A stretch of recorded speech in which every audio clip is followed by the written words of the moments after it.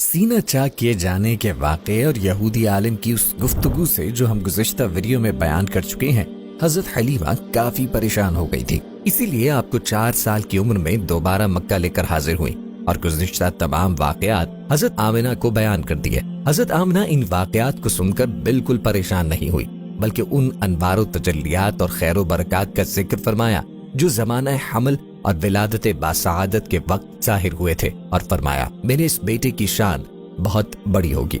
दोस्तों, वीडियो में आगे बढ़ने से पहले गुजारिश है कि हमारे चैनल को सब्सक्राइब करके बेल के बटन को दबाना बिल्कुल न भूलिए, ताकि आइंदा आने वाली वीडियोस का नोटिफिकेशन आपको पर वक्त मिलता रहे।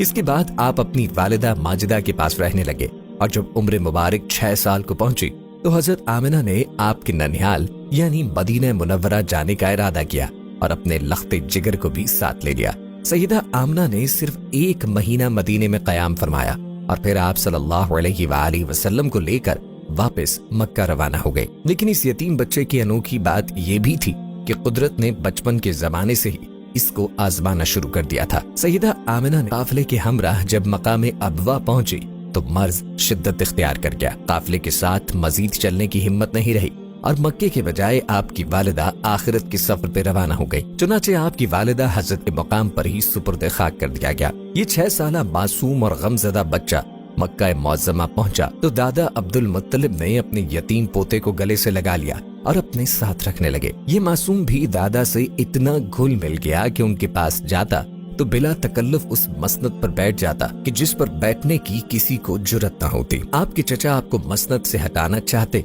तो अब्दुल मुत्तलिब कमाल शफकत और मोहब्बत से फरमाते, मेरे इस बेटे को छोड़ दो, ये बड़ा होकर बहुत अजीम इंसान बनेगा और इसकी खास शान होगी। ये खास शान वाला बच्चा अभी माँ का गम भूल ना पाया था कि सिर्फ 2 साल बाद 8 साल की उम्र में आपके दादा अब्दुल मुत्तलिब भी वफात पा गए।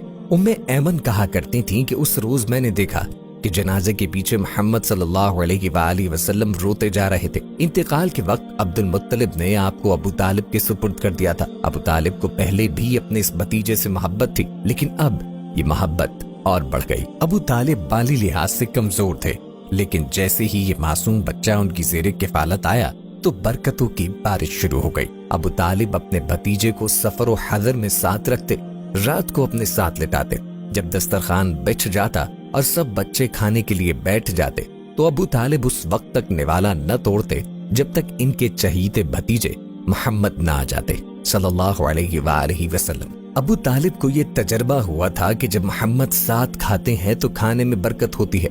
थोड़े से खाने से सबके पेट भर जाते हैं, और अगर कभी किसी वजह से आप शरीक न हो सके तो ज्यादा खाकर भी पेट नहीं भरते। ये बरकतें सिर्फ खानदान अबू तालिब के लिए नहीं थी, बल्कि इनसे पूरा शहर फायदा उठा रहा था। एक बार मक्के में कहर पड़ा।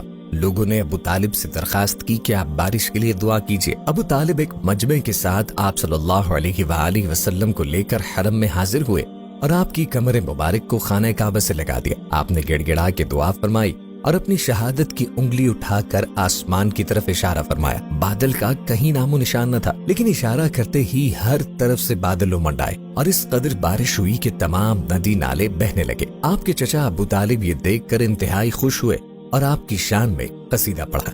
एक अजीब बात ये थी कि आप सल्लल्लाहु अलैहि वसल्लम आम बच्चों की तरह नहीं थे, हर वक्त साफ सुथरे रहते थे। सुबह जब सोकर उठते तो मुंह साफ सुथरा होता जैसे किसी ने अभी धोया हो। दांत मोतियों की तरह चमक रहे होते। आपका मुबारक चेहरा रोशन और खिला होता, आंखें सुरमगी और साफ होती। ये था आप सल्लल्लाहु अलैहि वसल्लम का मुबारक बचपन।